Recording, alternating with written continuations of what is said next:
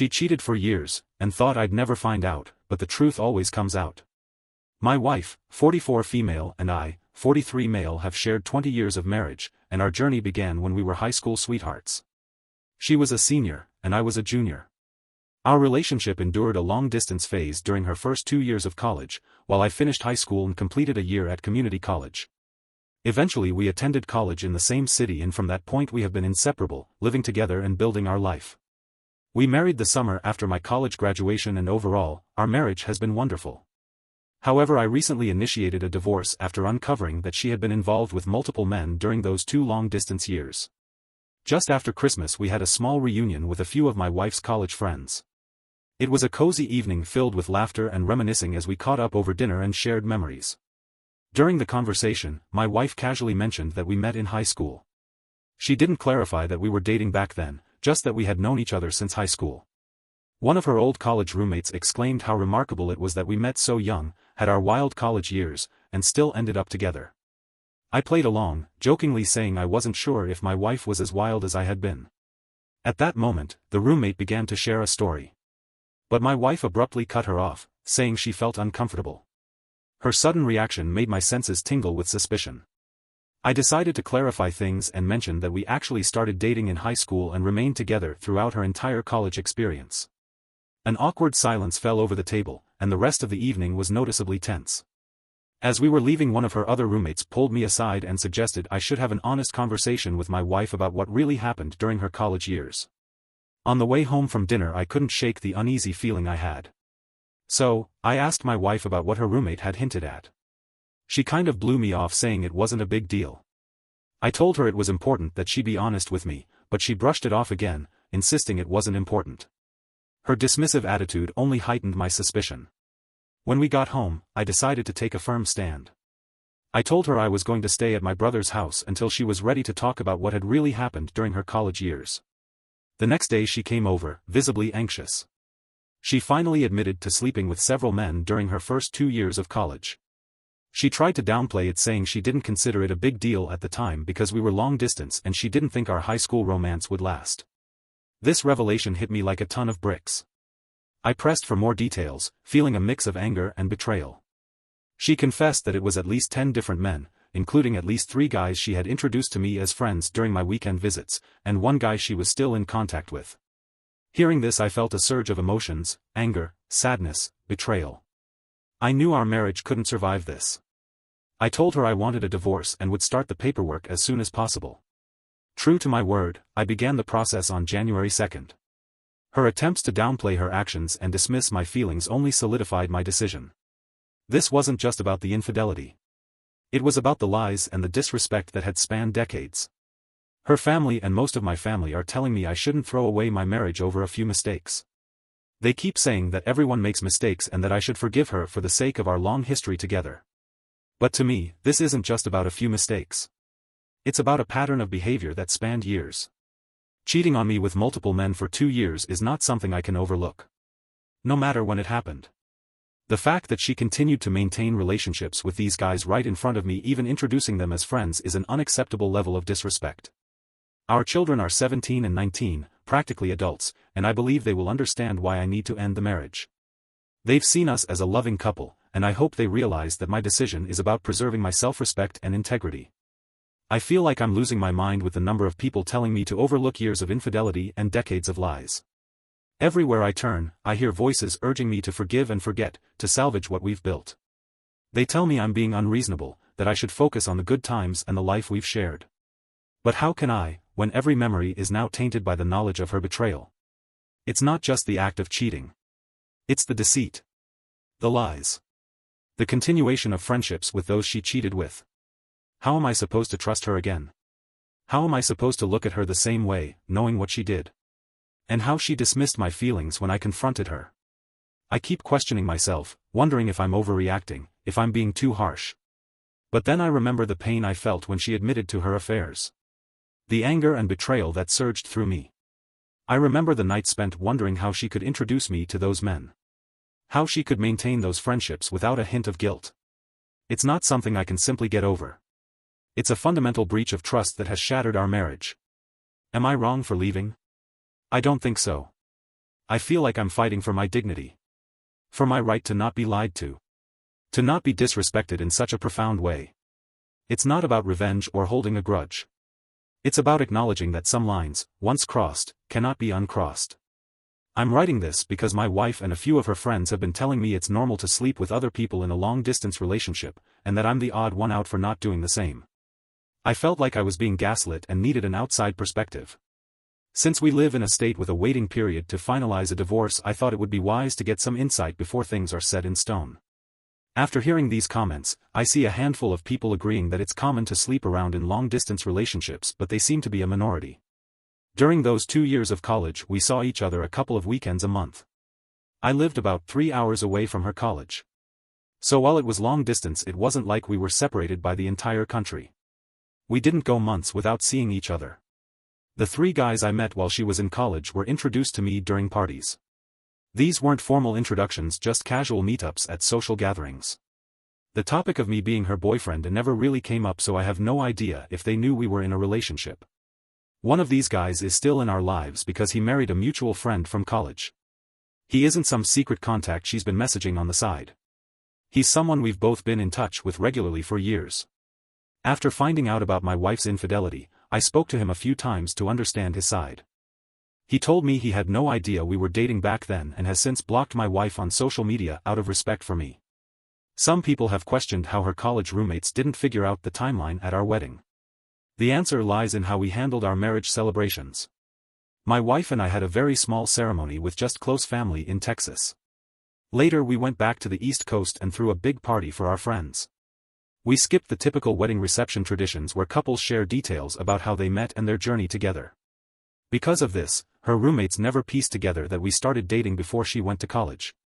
They seemed to assume that we only started dating during the year we both lived in the same city, and then moved in together. This gap in their understanding explains why they never questioned the timeline or suspected any infidelity. I was open to therapy or some kind of attempt to save the marriage. I genuinely believe that with some effort we might be able to work through this. But her constant insistence that what she did was perfectly normal and that I'm the one who's overreacting has been too much for me to handle. She keeps telling me that sleeping with other people in a long-distance relationship is commonplace, and that I'm being unreasonable. The only time she showed any remorse or even offered to reconcile was when I started filing the divorce paperwork. That brief moment of contrition quickly evaporated, and in the last week, she's reverted to her original stance, insisting that she's right and I'm overreacting. This back and forth is why I feel like I'm being gaslit. It seems so obvious to me that her actions were a major betrayal. Yet I've got my wife and others telling me that it's normal and that I'm the one who's making a big deal out of nothing. Her dismissive attitude only adds to my confusion and frustration. I tried to communicate how deeply her infidelity hurt me. Hoping she would understand the gravity of the situation, instead she minimizes my feelings, treating them as an overreaction to something trivial. It's like she's rewriting the rules of our relationship and expecting me to accept them without question. This constant invalidation of my emotions is maddening. I feel like I'm being manipulated into doubting my own perceptions and feelings. Her refusal to acknowledge the seriousness of her actions, coupled with her attempts to normalize infidelity, only deepens the rift between us. It's not just the cheating itself, but her inability to recognize why it's a big deal and why I feel so betrayed. I'm at a point where I need to protect my own mental and emotional well-being. I can't continue in a marriage where my feelings are dismissed and my trust is shattered. Her lack of genuine remorse and her insistence that I'm the one who's out of line make it impossible for me to see a path forward together. I'm not overreacting. I'm standing up for myself and my right to a respectful, honest relationship. I'm not getting a paternity test unless my kids ask for it themselves. I have no doubts about their biological connection to me, and even if a test showed otherwise, it wouldn't change how I feel about them. I love them more than anything, and my wife's infidelity doesn't alter the fact that they've been my kids for 19 years. They will always be my kids no matter what until the day I stop breathing. We were definitely exclusively dating at the time. First of all, dating culture was a lot different 20-ish years ago. And exclusivity was pretty much the default for most people. There wasn't this open relationship or casual dating mindset that seems more prevalent today. It was understood that if you were with someone, you were with them alone. Second, before she left for college, we had a long and difficult conversation about maintaining our relationship long distance. It wasn't an easy discussion, but she was adamant about staying together. She even joked that her dad would come after me if I started sleeping around with other girls at my school. That joke carried a lot of weight, indicating how serious she was about us staying faithful to each other. Another clear indicator was the situation with my senior prom. She couldn't attend because she was away at college, and when I suggested going with a platonic female friend, she got very upset. Her reaction showed how much our relationship meant to her, and reinforced the idea that we were exclusively together. To avoid hurting her feelings, I ended up skipping my prom and spent the night hanging out with her instead.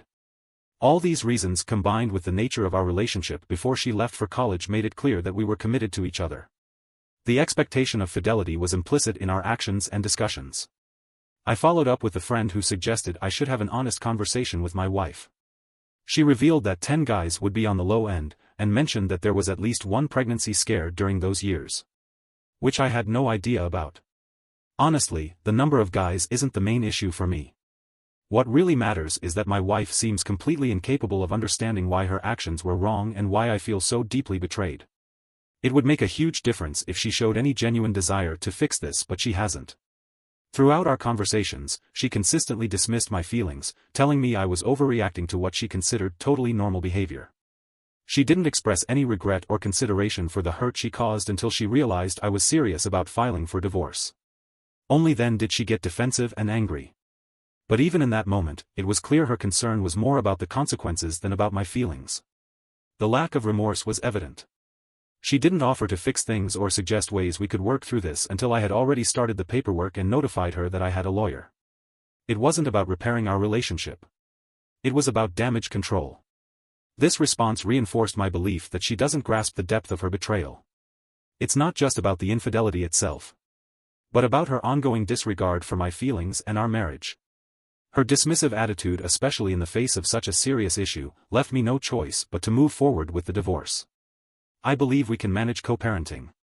Our kids are older, and I've been saving for their college and post-high school expenses for years, so custody and financial issues shouldn't be a major hurdle. We're both financially stable and earn good incomes. I'm open to therapy if she's willing. But at this point it feels more about becoming effective co-parents and finding closure rather than saving our marriage. I've taken steps to move forward with the separation. I hired a lawyer who drafted an intent to separate documents and sent it to her via certified mail. This isn't an official divorce paper filed with the state. It's more of a preliminary step, ensuring she has the opportunity to hire her own lawyer if she wishes to contest it. The actual divorce process will likely span several months. For now, I'm not fully moved out. I've been staying at my brother's place while I figure out a more permanent living situation. Regarding the timeline, the dinner with her friends occurred on the 26th. That night I went to my brother's house to cool off and give her some space to reflect. Over the next 4 to 5 days we had multiple conversations and it became clear that she didn't think she had done anything wrong. If she had shown any remorse, regret, or basic consideration for my feelings, I might have reconsidered and waited. But her dismissive attitude left me no choice. So I found a divorce lawyer and we quickly filled out the standard intent to separate agreements, which were sent the same day. Even now we are not legally divorced, and I'm not certain if there is an official legal concept of separation in my state. Nonetheless, I've made it clear that this process is happening, and I've started the necessary steps to move forward. Update 1. Let's dive into what I discovered about her college years. After several counseling sessions with my wife and conversations with 2 of her former roommates, it became apparent that her roommates had suspected something was amiss back in college. They mentioned that the situation seemed off and likely involved cheating. My wife had told them that we both had some wild times in college but had worked things out before we got married, so they never felt the need to bring it up. The roommate who pulled me aside during the dinner was particularly uncomfortable with the fact that my wife had clearly never discussed this with me and felt I deserved to know. Regarding the men she was involved with, it turns out that the introductions to some of these guys weren't intentional. One of the men she slept with ended up dating and eventually marrying one of our mutual friends from college. This was the guy she remained in contact with. In our counseling sessions, my wife initially tried to shift the blame onto me, suggesting that I had pushed her into those situations. However, she has since acknowledged that it was wrong. When I visited her during college, she often planned for us to stay in her room or hang out alone, but I wanted to experience college parties, as I had missed out on that during high school and community college. She didn't expect me to meet the guys she had been with, but they were often at these parties and she felt she couldn't avoid it. While I still think it's incredibly disrespectful, it's somewhat less egregious than if she had intentionally paraded me in front of them. The whole situation has been a complex web of half-truths and omissions, which makes it all the more difficult to process. Her friends suspected but didn't intervene, and my wife managed to maintain this facade for years. Most of our therapy sessions have centered around why I see her infidelity as a significant betrayal, while she doesn't. Initially she rationalized her actions by saying that none of these men were in relationships with her. They were mostly one-night stands or friends with benefits. In her view these encounters didn't qualify as a big deal since they weren't romantic relationships, her words not mine. From my perspective the nature of the relationships was irrelevant. We never agreed that such behavior was acceptable. In fact, she had actively discouraged me from doing the same. The double standard was glaring, and added to my sense of betrayal.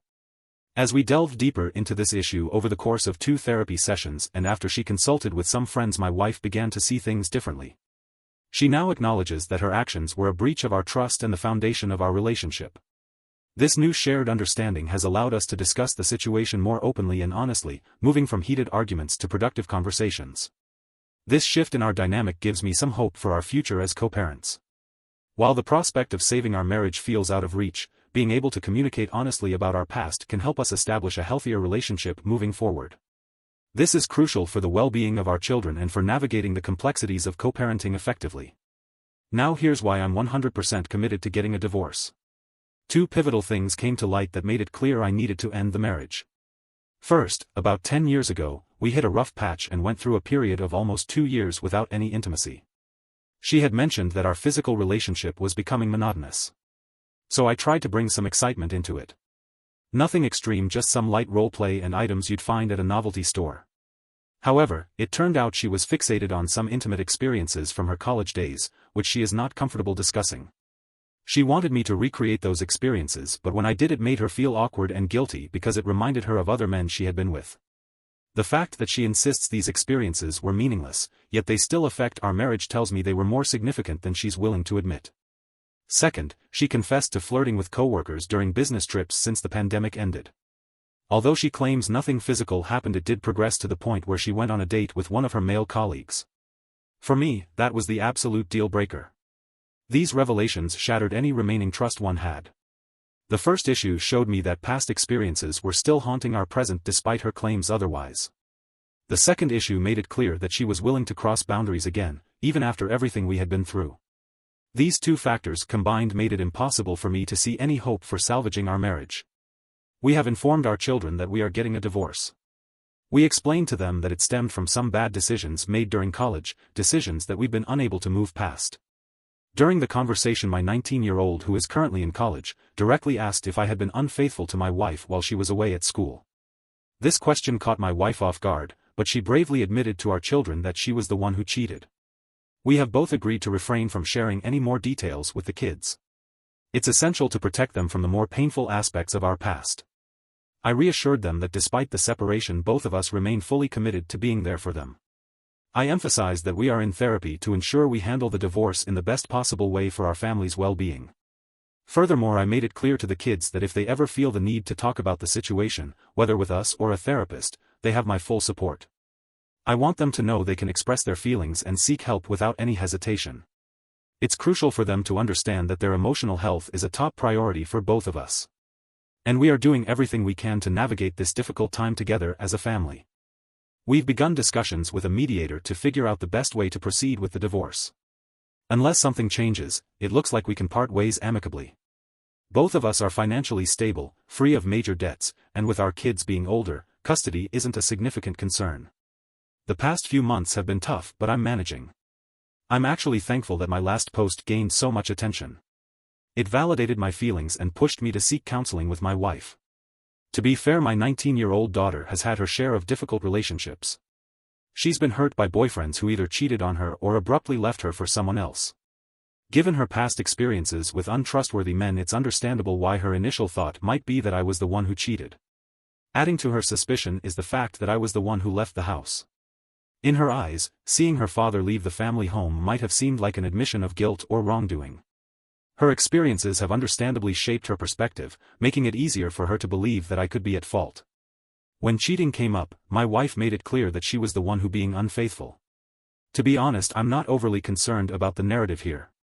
From what I can tell, my wife hasn't said anything negative about me to our kids. Moreover, considering her recent admissions of flirting and cheating, along with her readiness to file for a joint, amicable divorce after just 6 weeks and 3 counseling sessions, it seems she was more prepared to move on than I was. This readiness on her part makes the logistical aspects of the divorce smoother, but it does sting a bit to see her having an easier time walking away from a 20-year marriage than I am. I'm fairly certain she's already looking for a new partner. During our meeting with the equitable divorce mediator, she explicitly mentioned that we are still married until the divorce is finalized and that any infidelity before that date could jeopardize our amicable settlement.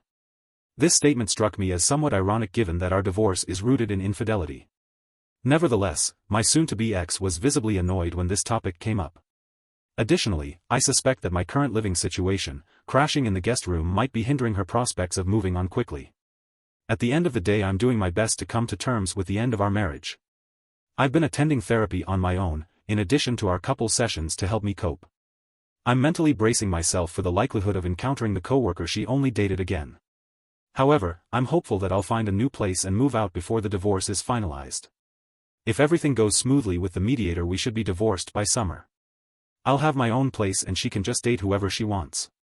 My wife and I have finalized our divorce and everything is now official. We managed to have an uncontested amicable divorce with minimal disagreements. Our lawyers collaborated to draft the plan through mediation, and a judge signed off on it a few weeks ago. Ultimately, the divorce process was straightforward. The only significant complication was related to our 17-year-old who was adamant about staying with me due to the deterioration of their relationship with my ex-wife. Initially, my wife resisted, ready to challenge the uncontested divorce. However, our son made it clear that she could either allow him a few months to process and rebuild their relationship or force him to stay with her until he turned 18 and risk never seeing him again. Although I felt my son's stance was a bit harsh, it did prompt my wife to back down. We moved forward with the agreement that I would have primary physical custody until his birthday later this year. Throughout this period, I've encouraged my son to remain open to mending his relationship with his mother. Despite the actions she took before he was born, she did care for and love him for 17 years. As the divorce proceedings advanced, I noticed my son spending more time with my ex-wife, which gives me hope that they will eventually reconcile. This has been a challenging time for all of us, but I'm optimistic that, with time, they will be able to rebuild their bond. In the end, we divided our retirement funds and investments equally, 50-50. My wife really liked the house, whereas I didn't.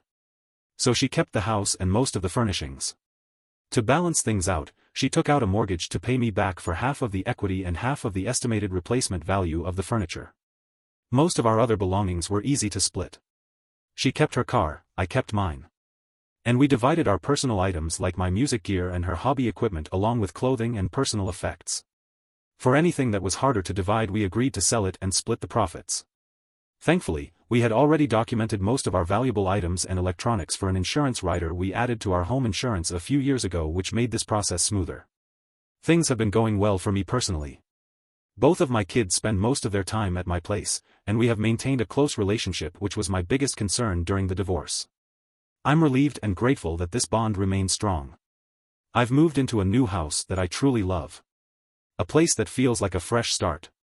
I traded in my old minivan for a sleek Lexus LC 550, a decision that has brought a surprising amount of joy. On another positive note, a woman at work, someone from a different department so we don't work directly together, invited me out for a coffee date. I was upfront with her, explaining that I'm not ready to date just yet. She was understanding and graciously offered to take a rain check, expressing her willingness to go out with me when I'm ready. This invitation was a pleasant surprise. She's incredibly smart, has a great sense of humor, and our professional roles are distant enough that there's no awkwardness at work. My ex and I are still attending couples counseling, but now it's focused on achieving closure for our marriage and ensuring we can co-parent effectively. These sessions have been invaluable for processing everything and maintaining a healthy, positive environment despite the circumstances.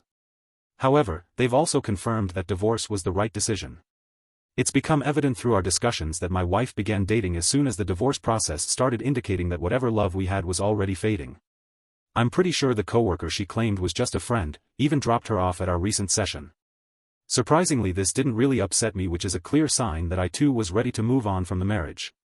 In the end, healing from the betrayal will take time, but I feel like I'm making good progress and can confidently say that the divorce was the right choice. I've shed more tears in the past 4 months than in the last 20 years combined, but for the past month, I've genuinely felt good about myself for the first time in a long while. I'm enjoying my newfound independence, staying busy helping my 17-year-old prepare for college in the fall and looking forward to a coffee date with a smart funny woman in a month or two. The journey through our divorce taught me the value of honest communication. Looking back, I wish we had been more transparent with each other from the start.